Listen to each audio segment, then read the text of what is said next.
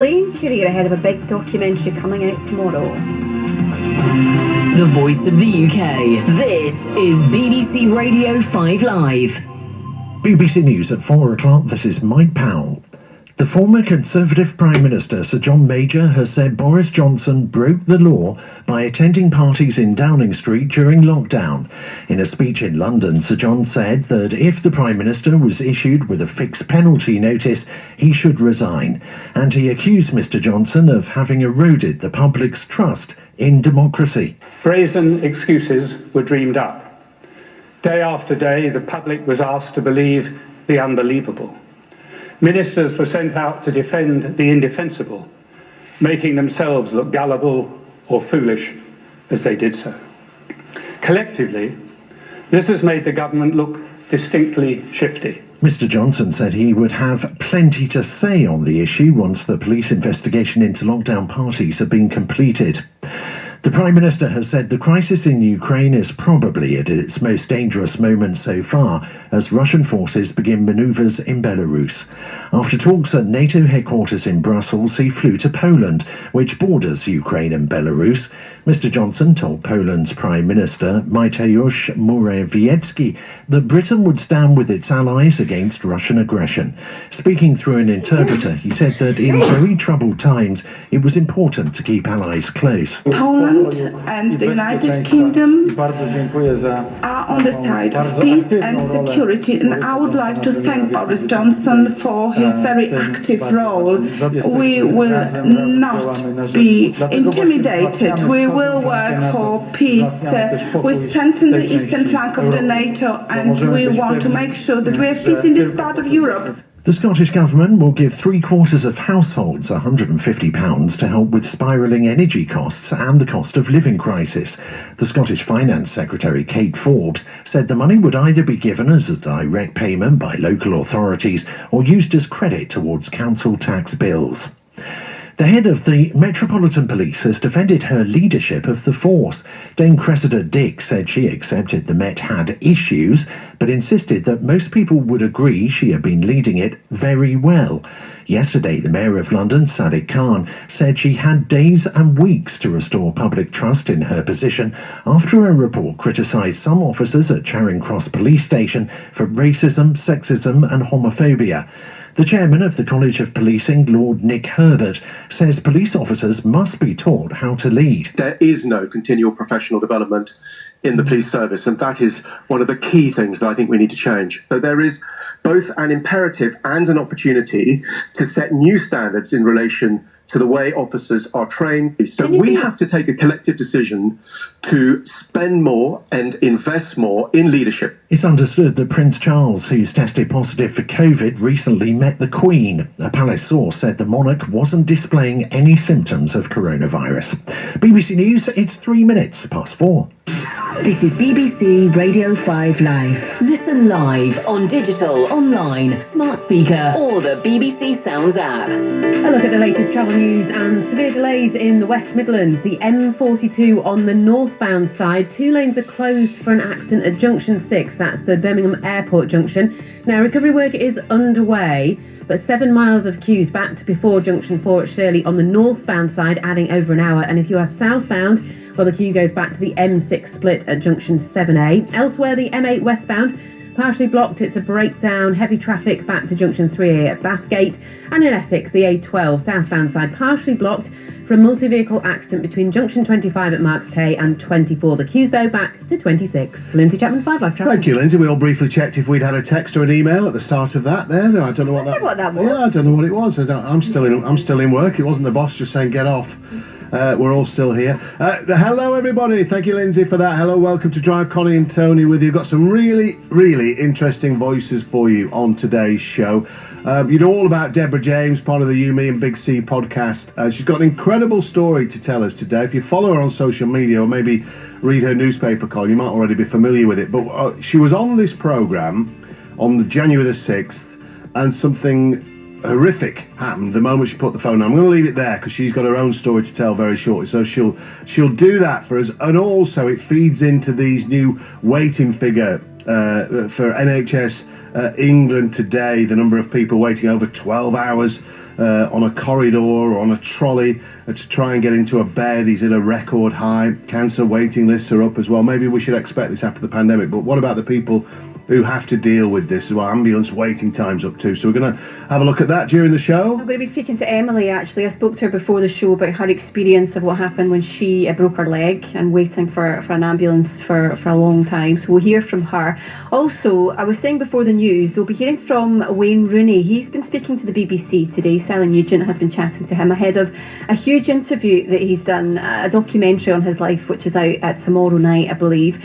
And he talks about alcoholism, binge drinking, infidelity. His wife Colleen is part of that documentary as well, so we'll hear a snippet from that. And also a huge story from the Euros. We're really pleased to see Christian Eriksen back playing in the Premier League again for Brentford. He's been chatting to Dan Roan, so we'll be giving you the very latest on how he's feeling and getting back to his old day job again, which is good to see. Yeah, and mustn't forget as well that the Prime Minister's out and about trying to garner support, solidify support for NATO countries in that standoff in Ukraine. At the moment, he's been in Brussels, he's in Poland, I think, as we speak. So we'll get the latest on that. Liz Truss has been, the Foreign Secretary has been meeting her equivalent, Sergei Lavrov, as well. It's quite pessimistic, the language that's coming out of those talks this afternoon, but the bottom line is they're still talking, which gives us all hope. So we'll reflect on that as well. And John Barnes and Neil Ruddocker on the show. This will be lively, whatever happens. They're talking about male obesity and fat shaming, essentially. So we'll talk to them about that. There's so much to get into with them too as well. They are Livewires. John Barnes and Neil Ruddock joining us later on the show. BBC 5 Live. Laura Whitmore. Sunday mornings are made for settling in, kicking back and reflecting on the week that was. Join me, Laura Whitmore, from 10 as we do just that. Plus we chat to some of the biggest names from the world of music, showbiz and politics. I went, who's directing it? And they said, a guy called Peter Jackson. I went, oh, totally. But I was being advised not to do it, because why would you want to play an elf? This week we speak to guitar legend Slash as he goes under the spotlight. Laura Whitmore. Join me Sunday morning from 10 or anytime you like on the BBC Sounds app. BBC Radio 5 Live. I listen every day. I trust the presenters. The voice of the UK. There are lots of people calling us tonight. 5 Live Drive. BBC Radio 5 Live. Yes, so welcome to Drive, everyone. As I said, we've got something rather special for you today. Now, regular Drive listeners will know the lovely bond that we have with our the presenters of the You, Me and the Big C podcast. Of course, our former presenter here on 5 Live, Rachel Bland, and her pals Deborah James and Lauren Marn. Rachel, of course, sat alongside me many times here on the station, and since her death, Debs and Lauren have continued to try and kick cancer where it hurts. Millions of you follow their stories.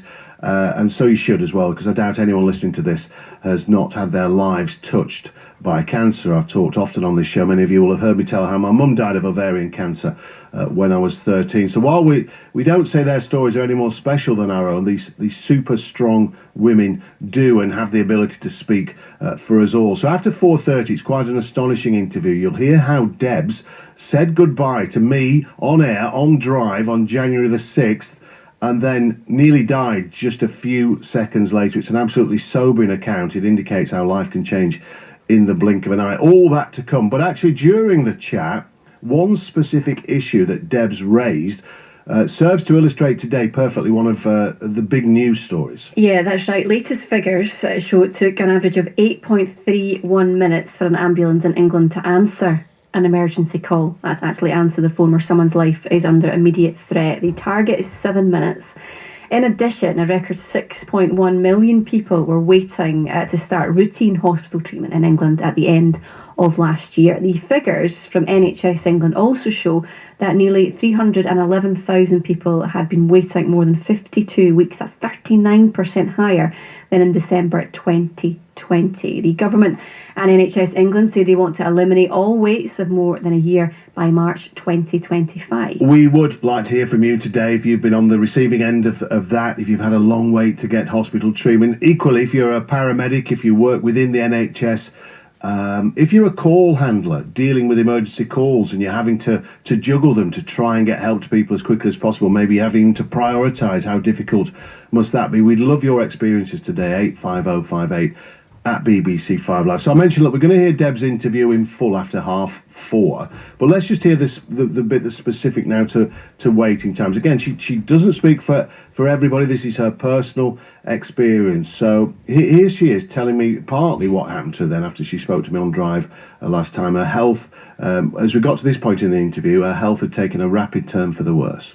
I knew I had to get to the hospital and had to get to the hospital quickly. One of the most harrowing things for me, and it is something that I do want to come back to, I've got my fighting spirit back, if you want to say that, is the tragic fact that I don't think I've ever called for an ambulance in my life.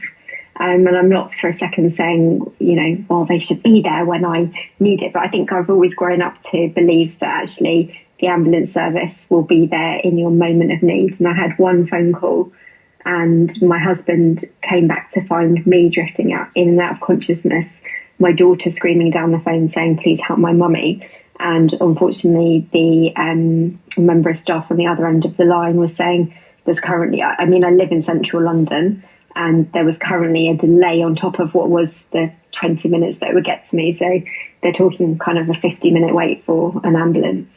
And they kept on saying there will be a 30-minute delay on top of the normal things. You still want an ambulance. And it was at that point that I just felt utterly left for dead. And had it not been for my husband, I know that I wouldn't be here. And the thing that I find really traumatic about it is the thing that I keeps on playing out in my head is A, I know sadly this is repeated up and down the country, and B, it's what if, it's the what if, what would have happened had my husband not been there. And as a result, obviously, I'm quite petrified of being alone now. So you can hear that interview with Debs after 4:30 in full. London Ambulance have told us that night in question was as busy as New Year's Eve. We're not here to apportion blame, but here's what London Ambulance say. They say, we know this must have been a very distressing experience. We work hard to offer our help to all Londoners who need us. In this case, we informed the caller that help was on its way, but as in normal periods of high demand, we did advise that there could be a potential wait. January was very busy as we continue to respond to the latest COVID wave. On that evening, during that hour, we received just under 300 999 calls. So look, if you're an ambulance driver, if you're a paramedic, if you're a call handler, particularly within the NHS, and or if you've experienced a wait, do just let us know your thoughts and your stories today, please, because it'll feed this discussion that we're about to have. So 85058 at BBC 5 Live, and if you want to leave us a WhatsApp, you can do, if you prefer to do it that way, 08085 909 693. You can actually leave us a voice note and tell us your story if you so wish. Our health correspondent Nick Triggle is here first of all to go through the figures. Hi, Nick. Hi there. Hi, Nick. I know you have some figures on ambulance times as well, so can we start with those? Yes, absolutely. I mean, the ambulance service, like much of the NHS, has been seeing record numbers of patients needing their help. So ambulance response times are generally categorised. The two highest category ones are category 1, which are things like cardiac arrest, things that are immediately life-threatening. Now, they should be responded to. A crew should reach them within 7 minutes on average, but the data for January showed it was just over 8.5 minutes that took. Now, category 2 is things such as heart attacks and strokes and road traffic accidents, and they're meant to be reached in 18 minutes on average, but it was over 38 minutes during January. There were slight improvements on what was happening at the end of last year, but it just shows the fact they're missing the targets by quite some way, just how under pressure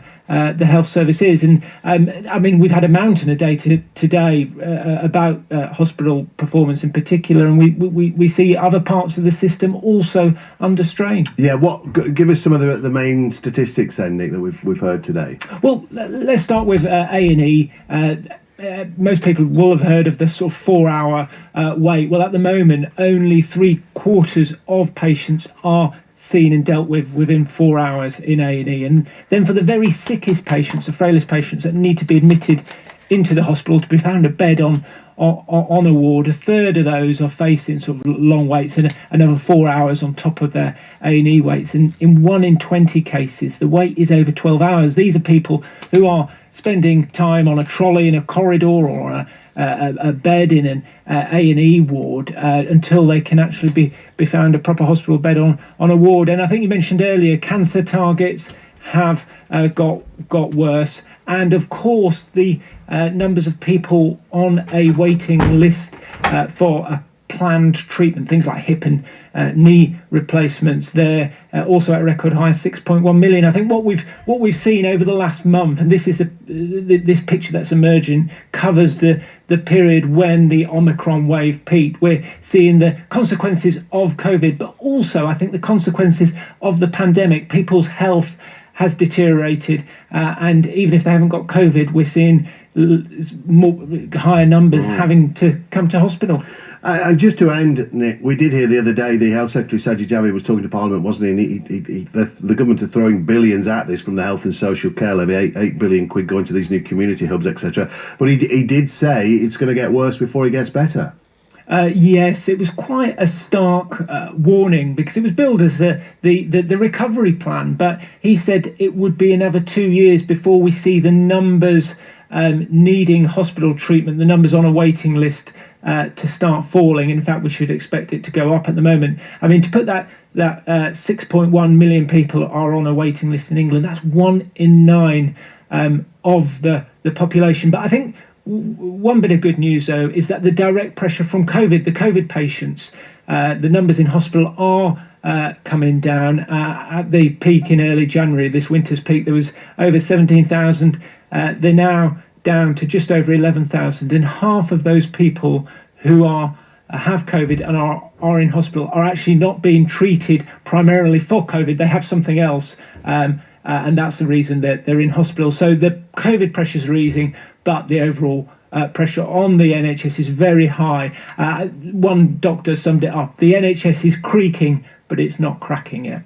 Nick, thank you. That's our health correspondent, Nick Triggle. So look, those are the bare stats then, but of course there's always a human cost here and human stories. So I said, let us know your thoughts. Do you have a long wait to get into hospital or for an ambulance? Are you an NHS worker who has to deal with the fallout from things like that? And particularly, I'd love to hear from call handlers today. These people who their job is to talk to people in trauma, assure them help is on their way. How does that affect you when you have to, like in the case there with Debs, when Debs was told actually there's going to be a delay, do you still want the ambulance? How do you deal with that? I'd love to hear your stories today. 85058 at BBC5 Live, or on WhatsApp 08085 909 693. Well, that's exactly actually what happened to Emily Saunders, who I had a quick chat with before we came on air. She waited for 6.5 hours for an ambulance after she broke her leg. She was on holiday. And just a warning, there's some details in this interview that you might find quite graphic.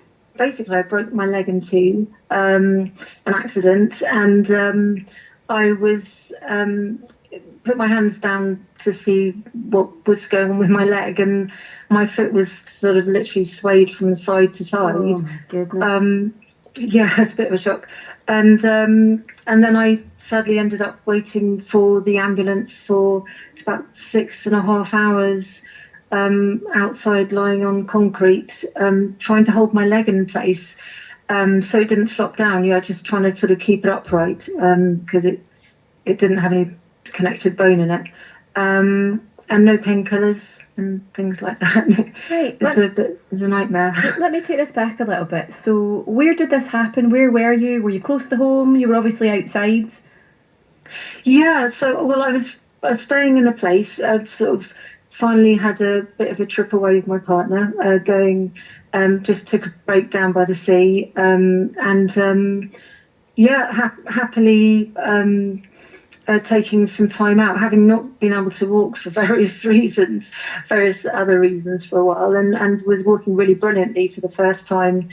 Had a bit of a stride up a hill and saw the seaside, felt ecstatic, skipped outside this place we're staying, stumbled on a pair of trainers, and then snapped my leg in two, which was a bit of a shock. And then, so we called the ambulance, and heartbreakingly, just the whole process just went on and on and on and on. And so, I mean, I was lucky in the sense I was near a building, so I had a duvet across me. and but I was lying on concrete and I couldn't move my body up in order to get off the concrete. And I, you know, it was in the early hours of the morning, and just want to hold my leg in place, which was really painful, and not knowing when it was going to end, and just my foot gradually sort of flopping down to the side because I couldn't sort of hold it any longer. I ended up just being more flopped as the hours went by.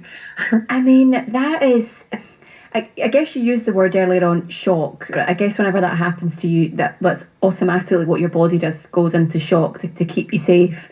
So whenever you phone that ambulance, what did they say to you on the phone? Did they say they're on their way, or what was the sort of correspondence that you were having with them? Well, they're really lovely, and they said that they've got huge delays and that there are literally no ambulances available, and they don't know when there will be one. So that was quite scary, thinking it's not like there's somebody on the way at some point. It's just they have no ambulances, and they are stuck at the hospital looking after people who are unable to get into the actual A&E, and therefore can't get back out on the road to do what they wanted to do, which is to support people. Yeah, and everyone else who's possibly in far more need than I was. I think the process for the ambulance paramedics must be horrific, and the stress that people must be experiencing and arriving somewhere, feeling that they may have arrived too late to help somebody in the best way for them, must be constant stress, and being stuck in a queue when they're not able to go and support people to do their work. And people always say stress is being unable to get somewhere, and that's a job where they need to get somewhere, and unable and being prevented from being able to do what they need to do. Well, absolutely, and you rightly say that there's other people who maybe have something that's life-threatening, but even still, that must have been horrendously painful, and knowing at that point that no one was coming anytime soon. What was going through your head? Just how do I keep my leg upright? Because it's less painful when it's upright. And how do I, because the bones, I could feel the bones move as it moved to the left. And so my main thought was how to get through the process, how to try and keep my foot upright so that it's, and how to survive 1 minute after another. Every time I heard the C move, I'd think, is that a car, is that a tyre? And it wasn't. It was just completely silent. And then the ambulance turning up was like a beacon. It was like sort of just a fantastic feeling. I couldn't believe, and they were finally there. And they were incredibly kind and incredibly patient and really calm. They were gobsmacked that I'd been there for 6.5 hours. And they were just, incredibly helpful. They had to re-straighten my leg, but they had to warm me up first because I'd been lying on concrete for so long. And they, put me in the ambulance to warm me up. And that obviously took a couple of hours, and straighten the leg, which was a nightmare because by then it'd gone round to being at a right angle. Where they and swollen, so they had to straighten it. And then off to the hospital, and then 6 hours in the hospital queue, and then into the A&E, and then another 12 hours in A&E, in various different environments, from an office to a corridor to a building site. It felt like at one point with builders walking around me, and they tried to keep me in isolation because I'm immunosuppressed, and they did their best, but it was a crazy environment, and the nurses are incredibly kind, and I just can't imagine how much pressure everybody's under trying to do their work in environments which are not workable. That's it, and so many people needing their attention, so many people needing care. You're better now, and when you think about the future, and touch wood, that you never have to do that ever again and call an ambulance ever again, but would you have the faith? Would you first and foremost, would you do it, or would you try and get yourself in a car, or get yourself to, an easier way perhaps to get to A&E? What would you do in the future if that ever happened again? In that situation, it wouldn't have been possible to put me into a car, because then they had to stabilise my leg in order to build within a splint, in order to be able to move me. Otherwise, the bone would go through the skin. So to pick me up and put me into a car and then to drive me along bumpy roads would have put my whole leg at risk. So it was right that that didn't happen. And I think people have to make their own judgment as to what's safe and what isn't safe. It's impossible for us as everyday people to know what is the safest and what isn't the safest thing to do. And also to think straight and clearly in a situation of emergency. That's the skill and the training and the experience of the paramedics who know how and what to do, and not training that we have as everyday people. Absolutely. So my heart goes out to everyone who's having to pick up the pieces and work in such incredibly stressful environments, and they clearly need more support and to be able to do their incredibly important jobs. Well, that was Emily Saunders, who waited for 6.5 hours for an ambulance after breaking her leg. It was really good of her actually to share her story. You can do the same, 85058.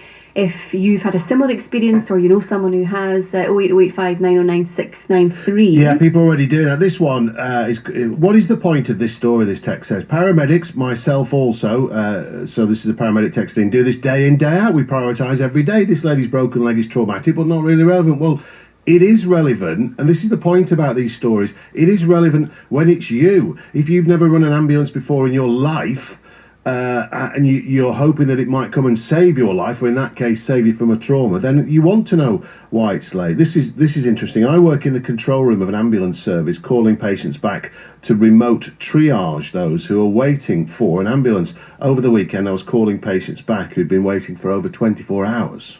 This one is from David in Wales. I work for a blue light service, and the ambulance grades their calls red, amber, green. They frequently grade urgent calls as green, low priority, so they have plenty of time to get there. But if they manage to arrive quickly, the job is magically changed to a red call. So it looks like they're meeting their response times. Another one here, Christina. I'm a type 1 diabetic. I've had that for many years, 68 years. I was diagnosed in 1953. I fell and fractured my hip, had a heart attack. I waited 5 hours for an ambulance. This sounds like we've got a downer on the ambulance service. What we're trying to do is illustrate some of the problems that have been announced today.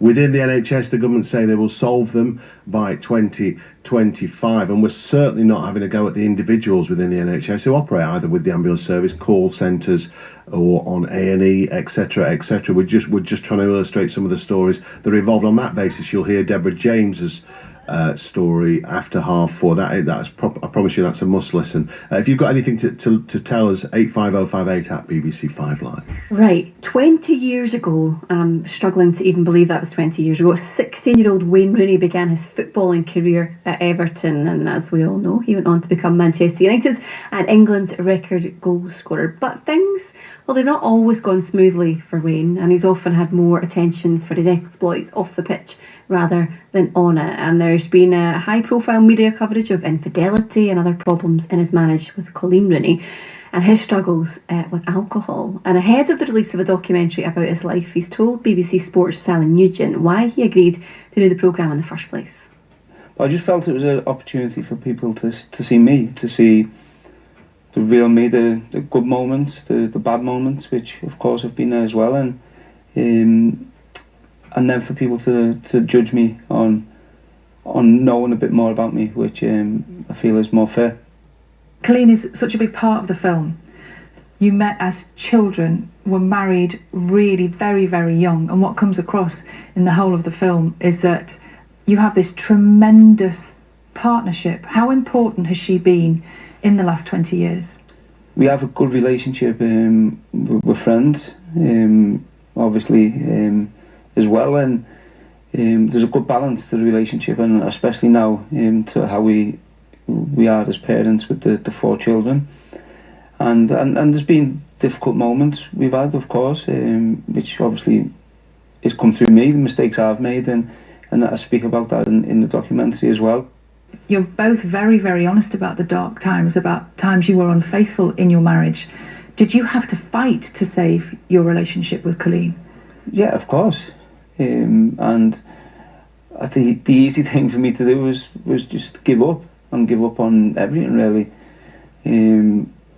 Well, you get to a point, and I was struggling. I was really struggling. I was in a bad place, and I knew I had to change. I knew I had to get through them that struggle really, and fight for me, for me marriage, fight for me career.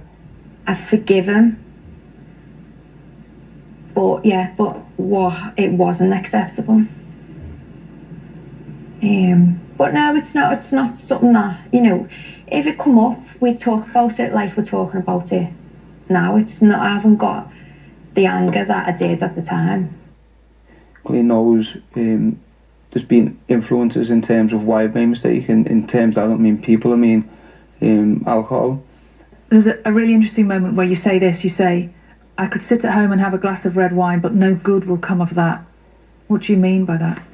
Yeah, because I knew if I have one glass of wine, and it leads to 2, 3, 4, and then that's when I know once that happens, there's no good going to come from that. I think about, you know, the dressing rooms that you've been in, particularly that Manchester United dressing room. Was there never a time when anyone put their arm around you and said, I can help? No. 10, 15 years ago, I couldn't go into the dressing room and say, I'm struggling with alcohol, I'm struggling mental health wise, I couldn't do that. And when you say you were struggling, what was the darkest time? What was your fear at that point? Probably death. I think, you know, and as I said before, you make mistakes, and which I did, and that could have been girls, it could have been drink driving, which you've done, it could have been, you know, killing someone, you could kill yourself, and that's a bad place to be. So I knew I needed help, I knew I had to get that help, and in order to save myself, but also to save my family. Coming on for that first game for Everton, you really are just a child, aren't you? What would you say to that boy now? You're not prepared. I've always felt I was prepared for the football, to play, and I felt I was good enough, obviously, to play. But for everything else around, I was nowhere near prepared. And what do you regret the most? A lot. I think there's a lot, but I also think that sometimes when things happen, you've got to learn from it. Well, the documentary Rooney is available to watch on Prime Video from tomorrow night, and just after 5:30 actually we're joined by Neil Ruddock and John Barnes to talk about body image and fat shaming, amongst other things, so don't miss that after 5:30 on Drive. It is 4:32. Listen on BBC Sounds. This is BBC Radio 5 Live. The headlines then on Drive this afternoon. Figures from NHS England show record numbers of A&E patients have had long waits for a bed. In January, more than 16,000 people had to wait 12 hours, compared with fewer than 4,000 in the same month last year. The Scottish Government will give around 3/4 of households £150 each to help with spiralling energy and living costs. The Scottish Finance Secretary Kate Forbes said the money would either be given as a direct payment or used as credit towards council tax bills. The Prime Minister says the crisis in Ukraine is probably at its most dangerous point so far as Russian forces begin manoeuvres in Belarus. After talks at NATO headquarters in Brussels, he flew to Poland, which borders Ukraine and Belarus, and said Britain would stand with its allies against Russian aggression. We'll talk more about that after 5. And the former Conservative Prime Minister, Sir John Major, says Boris Johnson broke the law by attending parties in Downing Street during lockdown. In a speech in London, Sir John said that if the Prime Minister's issued with a fixed penalty notice, he should resign. Those are the news headlines. Shabnam's here with the sport.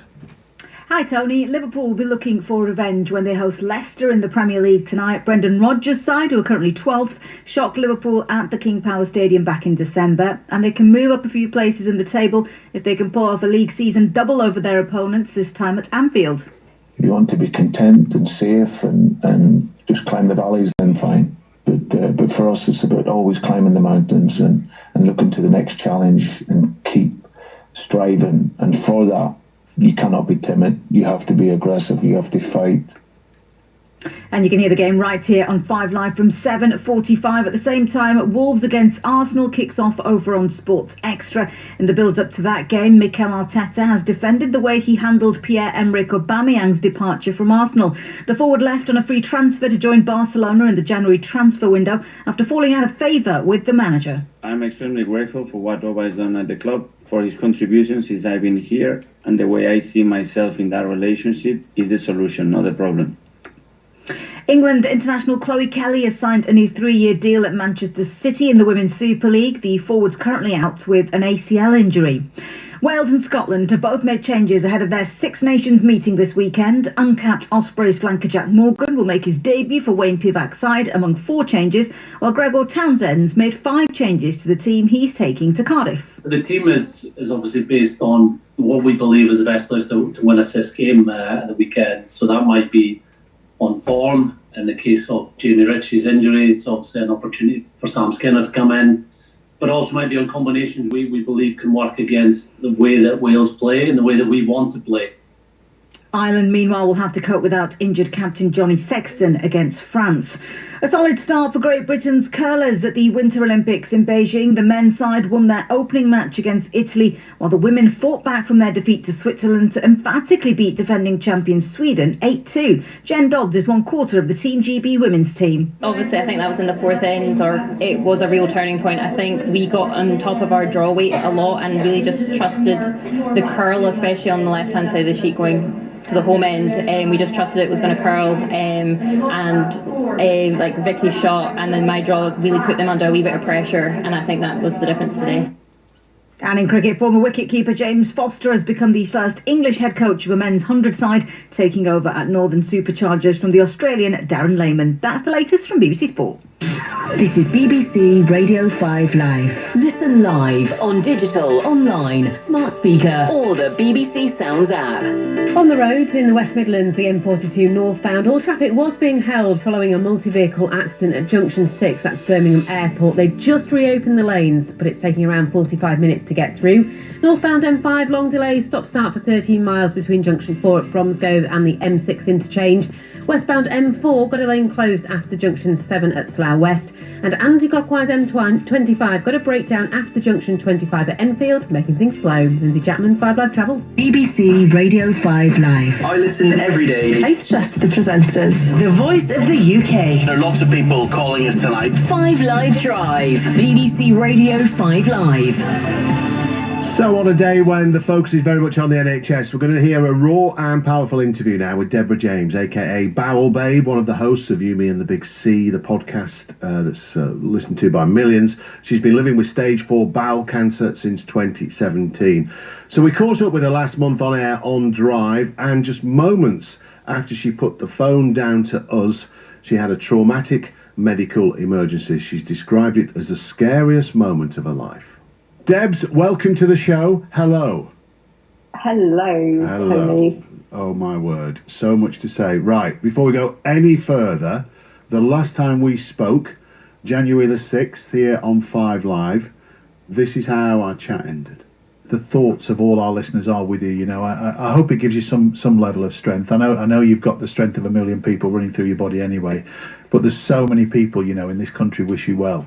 Oh, thank you, and that means a lot. And I think it's, you know, obviously I share my story for a reason, and the support that I get back carries me through on those dark times. So it's a massive thank you, and I hope that in return the podcast gives people a little bit of comfort to know that they're not alone either. Debs, lots of love. Thank you. You too. See you later. Bye bye. Bye. Bye bye. And Debs, what happened next, and how soon did it happen? Do you know, listening to that back, it's quite heart-wrenching actually, because that was very nearly the last words I would have ever said on the radio. And so putting myself back into that position. So I came off the air with you, I think it was literally a couple of minutes to 6 just before you hit the news. And I was feeling fine. I mean, you can tell by my voice I was okay. I wasn't great, but I was fine. And within the space of 60 seconds, I started vomiting, and unfortunately I then started hemorrhaging large volumes of blood. and it was incredibly scary. I mean, I don't think there are even any words to describe, just how scared I was in that moment. I think anybody who's experienced trauma, medical trauma or a medical emergency, will understand where you go from thinking everything's okay in your life, or you've got tomorrow, you've got another 24 hours or whatever it might be, to literally having the carpet ripped from beneath your feet. And, within the space of 10 minutes, I was losing consciousness. So, yeah, I mean, it's been a little bit scary. And you've got a long list of scares to talk about, so to put that in context, yeah. Well, look, I don't want to trigger anything today, because I realise that, I mean, you've written about it in a newspaper and you talk about PTSD, and the last thing I want to do is kind of take you back somewhere you don't want to go. But can you just tell us in your own words, because quite a few things happened in quick succession that night, about the ambulance, but more than that, you pretty much thought you were saying goodbye to your kids, and I can only imagine, Debs, what that was like. So do you mind just telling us what you feel able to tell us? Yeah, no, not at all. I think it's only now, Tony, a month later, and I've really thought about this. You know me, I jump on the radio sometimes from my hospital bed. In fact, we've done interviews from my hospital bed. And actually, it's taken me a long time by my standards. So I appreciate, not everybody, I appreciate for some people, they may never get to a position of talking about trauma. But it's only now that I feel able to talk about it. For me, I knew that I was losing consciousness. I knew I was hemorrhaging large volumes of blood. As it turned out, I actually had something called a varices bleed. And not that many people survive. It is a medical emergency. It's because of what we had talked about that day, that my liver was failing because of my cancer. And all I remember, because everything is very hazy when you do start to lose consciousness, that I knew I had to get to the hospital and had to get to the hospital quickly.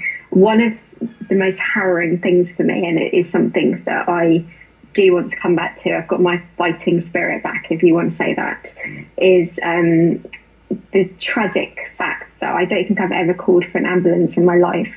And I'm not for a second saying, they should be there when I need it. But I think I've always grown up to believe that actually the ambulance service will be there in your moment of need. And I had one phone call, and my husband came back to find me drifting in and out of consciousness. My daughter screamed on the phone saying, "Please help my mummy."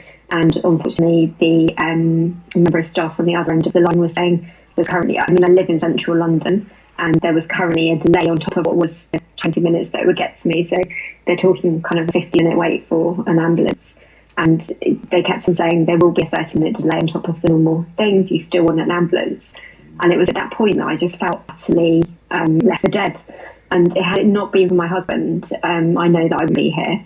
And the thing that I find really traumatic about it is the thing that I keep on playing out in my head is, I know sadly this is repeated up and down the country, and B, it's what if, it's the what if. What would have happened had my husband not been there? And as a result, obviously, I'm quite petrified of being alone now. Yeah, well, there's so much to go. Your husband eventually took you to the hospital in his car, but before that, when you heard them say, "Do you still want one?" that delay must have felt endless to you. Was it ever in your thought that you were going to drift away, to give up? I mean, I know your daughter was there, but she must have just been hysterical, I can imagine. So, as far as mental strength was concerned at that point, where were you? I think I just knew that I had to use every ounce of energy. And it just comes from watching, I'm sure we've all done this, when you watch all those medical programs, TV programs, it's always like, don't lose consciousness, and people are talking saying, don't lose consciousness. And I think I just knew in my mind I couldn't lose consciousness, even though I was clearly about to. But I knew that A, I had to get to the hospital, and an ambulance was going to come and help me do that. And B, I had to stay awake enough to try to explain my medical situation, because as we know, it's a little bit complex. And I think I had this utter fear that I would just be left to die because I have stage 4 cancer. I know that that's not the case, but I think I just had this overwhelming fear that somebody would look at me and just say, well, it's game over really. And I think I wanted every chance possible. But I think until that point, unfortunately, as you said, my kids were around, and my daughter saw everything, and it's something that you would never wish upon. How old is she, Deb? She's 12. My son was in the house and he's 14. And I think you would, and obviously I've made sure that my priority over the last month, our priority as a family has been ensuring that they've got the right support that they need in place to kind of move on. And kids are quite resilient. They're kind of busy back into school and they're doing really well. So but I don't know how they will ever treat the idea that I came running downstairs, and in my mind at least, and the only thing I could say to them is I love you ever, and in my mind that was the last thing I would ever say to them. I think when they're older they'll realise just how much I thought it was that last time. What do you think, while we're on that very point, Debs, before we go on any further, that I love you forever, that must have been instinctive because you face your own mortality more times than most, and I'm just wondering, you plan maybe what would happen towards the end and what you would say, and in that moment you were faced with whether you might have lost consciousness in the next few seconds, so that must have just been, I need to tell them now. Yeah, and also anybody who has been in the situation where you do start to lose consciousness, you realise actually you remain pretty calm. It's quite funny, you know me, I'm kind of a bag of energy. I kind of like normally flapping around full of anxiety and kind of bubbly energy. And in that moment actually I was incredibly calm, and that's because I had no energy. And you also realise that even speaking is using all your energy, so you literally have an opportunity to say very few things. And I think I learned from that. I was reflecting upon it this morning actually, and I was thinking what I've taken from that is actually never to assume that we've got tomorrow to tell people that we love them, we've got tomorrow to tell somebody what our plans are, what our intentions are, because actually yet again my life I was blindfolded, and it happens to so many of us where we assume that we will see the next 24 hours out and we just might not. Again, in the column you wrote in the newspaper, you talked about at the time just this sense of injustice. I want to see my children again, I want to see another sunrise, I want to do this, I want to do that. The fact you're now in a position where you are certainly healthier than you were at that very moment, what have you valued in the days since? What have you seen life with a different perspective? I'd love to say yes I have. I think I feel very shocked by what happened. I think I'm still very scared. I think actually I'm just relearning how to live again, because what happens is actually you don't trust your body, and so as much as I would love to be gallivanting around and going really long walks, I'm shattered because I've spent 3 weeks in hospital with numerous operations recovering, and secondly the reality is that you're almost frozen by fear. I think that's probably a really good phrase. You're frozen by the fear of what if the ambulance doesn't come again? What if I bleed again? What if I'm not near a hospital again? What if I'm not safe next time? I think trauma and the stress that comes after that, it's very real. That plays out again and again and again like a broken record. And I reckon I've moved on quite a lot in the last month, but I think I've got so much further to go. We touched on the ambulance and the debacle there, but the flip side of that is the treatment you received in hospital. You talked about, the NHS isn't perfect, we all know that, but you've referenced the heroes that then got older once you made it to hospital. Yeah, and it's, I don't think you cuts it, to be honest with you, and I appreciate I live in London, and I know that there'll be, and there's always the postcode debates and things like that, and I'm lucky I do live in London, and I went to an absolutely brilliant A&E, which is my local A&E, just in Westminster, and I'm actually in awe of what people can do, which is literally save lives, and they'll tell you that it's their day job, and I think I look back now, and as harrowing as the whole experience was, it's quite amazing when you have 20 people in a room working on you to save your life. I wouldn't wish it on anybody, but at the same time, to be in a position where I was dying and I got saved, I just don't know how to thank people enough for that. When you were in hospital, we've talked about, you said to your kids as you left the house, but then you had a nutdown. Yeah, I think I was very traumatised by what had happened, and this was when I was out of critical care, so I was in critical care for about 6 days, and then I got transferred back to the Royal Marsden, who treated me for cancer, and I asked for some psychological support, and I was really lost. When you're really lost, and you don't know, you're going around in circles, I was having nightmares every night, I was living trauma, and the psychologist said to me, actually, it's horrible, but it's very normal what you're experiencing, and I was trying to hunt. I'm quite strategist. I want to I'm kind of give me a solution, tell me what I can do to fix this problem, and obviously it takes time and a lot of work, and there isn't a quick fix, and everybody has to find out a way through. But for me, I just did what came natural, which was essentially start talking, and I love a good chat. And I just picked up my phone in hospital. I think people must have thought I was mad, whoever was walking past my room. But essentially I started talking into my microphone, and which came really natural to me because, obviously I'm actually a podcaster, believe it or not.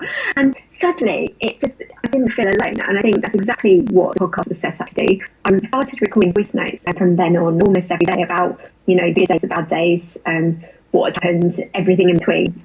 Not actually with the intention necessarily to release them. I think in the back of my mind, I thought maybe I would.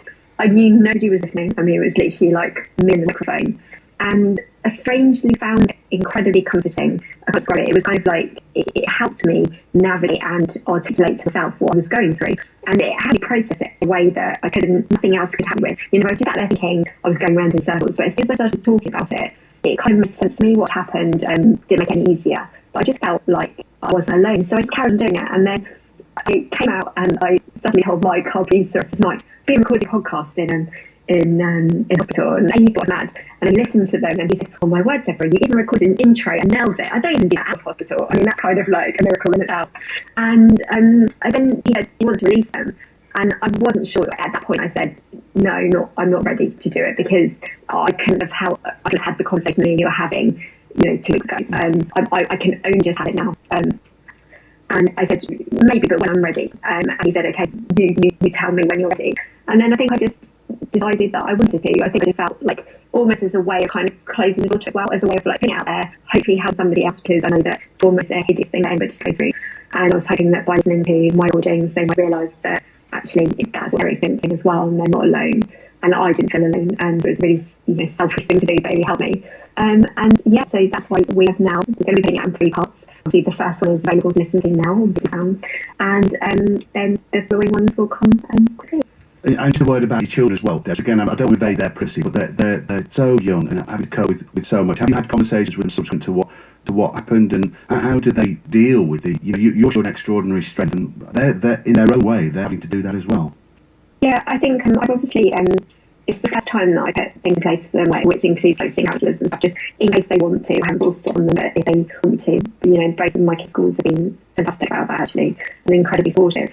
But you also realise that, and I know this, and I've talked to you before about this with kids, thankfully, I know things happen deep down, and I'm sure there's feelings that will come to a head. But I suppose in a way, the larger you make them and more of a big deal you make them, the more of a big deal it becomes. And actually, both of them are doing what I suppose they get it from me. Like, the coping mechanism is to plough on. My son is ploughing on with the school play and the Heroes actually, and so he's ploughing on that. And my daughter is into her dancing, and they just have their own lives, and their lives shouldn't really focus around their mum's cancer. I don't want their life to stop just because I have cancer, and that includes me being on my deathbed. But the reality is that I always said so. I want them to be really resilient regardless of what happens to me.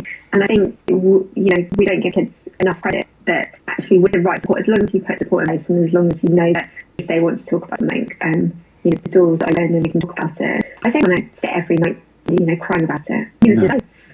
No, exactly that.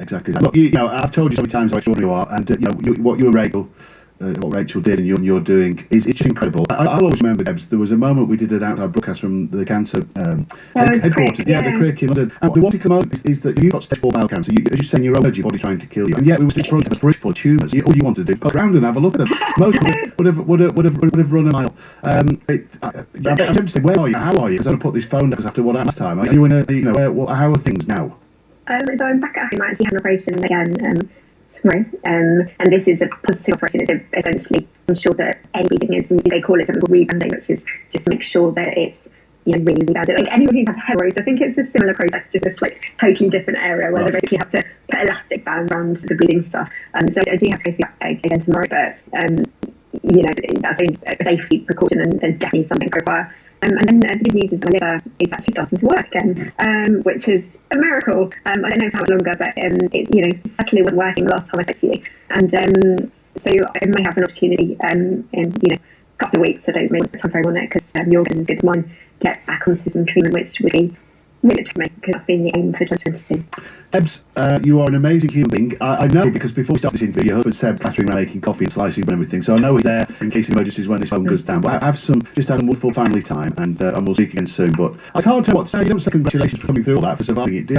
I still thought into that last phone call, when I said so many people think about you and you're an inspiration on so many different levels. I mean, what else is it to say, Ebs? I just think I'm happy to be alive for another day, and then I'll tell you what, I think I need to at least text the team at 5 to make sure that I'm still around 15 minutes after this conversation. Yeah, do that. I think this is almost part of getting back on the horse. This is almost part of my rehabilitation. Is fixing up the things because, you know, I'm not saying this containing the cause of bleed, okay, but you know what I mean, you've got to, sometimes you have to face things that actually, you know, do put you back, or trigger you, and actually slowly doing it. So, you know what, right, just go back to the start of this interview when I played that phone call, it hadn't occurred to me about what impact myself. I heard a catch in your voice, that was definitely a trigger point, and you know, I didn't want to do that, I just wanted to let people know where we were, so I don't want to remind you that. So look, we're going on, Andrew, now, in 10 minutes time, text the team, you'll be okay, and that we can put that to bed. I think it's a good thing actually. Is, you know, what I weirdly feel quite happy with is the fact that I stand by what I said, and if they were my last words, actually, it is why we did podcast. It was why I shared my story for 5 years. So I think it's okay. I'm happy with what was said. Lots of love. Speak soon. Bye-bye. Well, firstly, I'd like to point out that she didn't take the team, so she is okay. That's much earlier. She hasn't told. She is okay. Impossible not to be moved, inspired, all sorts of things. Listening to Deborah James, you know, very much brings back memories of Rachel and you know what she went through. And Deborah's going through exactly the same, showing such fortitude. We'll reflect on the interview the other side of news as well. You're listening to Drive 5 with Connie and Tony. The voice of the UK. This is BBC Radio 5 Live. BBC's favourite officer's My Pal. As Russia's military build-up continues, Boris Johnson has warned the Ukraine crisis could be at its most dangerous point.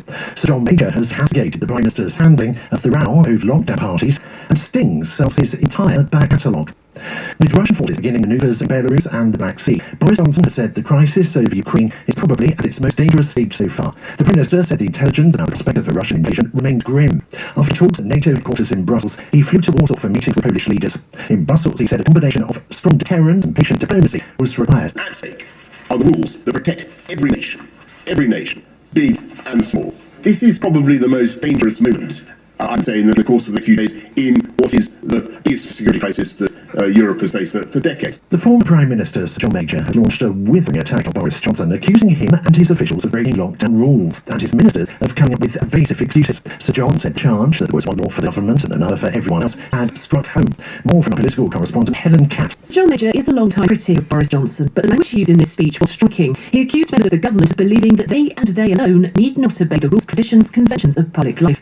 Addressing the allegations of lockdown parties, he said that the Prime Minister and officials at Number 10 broke lockdown rules and dreamt up brazen excuses to defend the indefensible. Although in questions after the speech, he seemed to soften his position, saying it wouldn't be prudent to prejudge the police report. The Prime Minister said that a claim made in Sir John's speech that the UK's reputation overseas was being shredded by an erosion of trust was demonstrably untrue. The head of the Metropolitan Police said she has absolutely no intention of resigning and can provide evidence of the improvement she has made to the force. Speaking on BBC Radio London, Dame Cressida Dick said she was seething with anger at racist and sexist messages exchanged by a group of officers, primarily based at Charing Cross Police Station, and wanted to turbocharge changes to the Met's culture. Here's our Home Affairs correspondent Tom Simon. Dame Cressida Dick is facing demand from Mayor of London to show within days that she can fix the Met's problems. She said she had recently told the force enough was enough. She commissioned a review by Lady Casey, giving her instruction to go anywhere she likes in search of inappropriate attitudes at the Met. The Commissioner insisted she was not an arrogant person, but would not step down because she was leading a transformation of the force to make it more transparent and more accountable. He said staff had backed her in a recent staff survey, but even the Mayor, Sadiq Khan, had recently suggested he had trust in the Met. Figures from NHS England show that record numbers of patients who arrived at A&E departments last month endured long waits for aid. In January last year, fewer than 4,000 people waited for 12 hours. This January, more than 16,000 had to. Prince Charles has tested positive for COVID for a second time. Clarence Howell says he's isolating. It's understood the Prince met the Queen at Windsor Castle on Tuesday. A police source said she wasn't displaying any symptoms. Prince Charles caught coronavirus in March 2020, but had only mild symptoms. The First Minister of Wales, Mark Drakeford, has also tested positive and is isolating.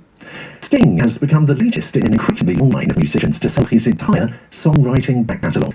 The deal, believed to be worth more than £220 million, sees Universal Music take control of the publishing for both Sting's solo career and his time with the Police. It already owned the right to the song's recordings. Our entertainment correspondent Con Patterson reports.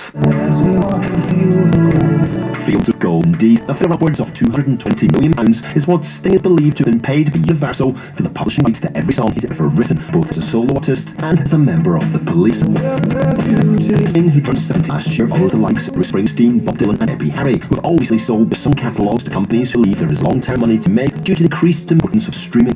In City, the 100 area index closed up 29 points to 7,672. The weather chilly evening across the UK with easing winds and largely clear skies. Overnight sharp frost, far north and western Scotland will see a few showers. Lows in London tonight -1, -2 in Cardiff and Belfast, and -5 in Edinburgh. BBC News, it's 5:05. This is BBC Radio 5 Live. Listen live on digital, online, smart speaker, or the BBC Sounds app. Full of the latest news, and in the West Midlands, the M42 on the northbound side stopped traffic for 8 miles because of this earlier motor vehicle accident at Junction 6. That's Birmingham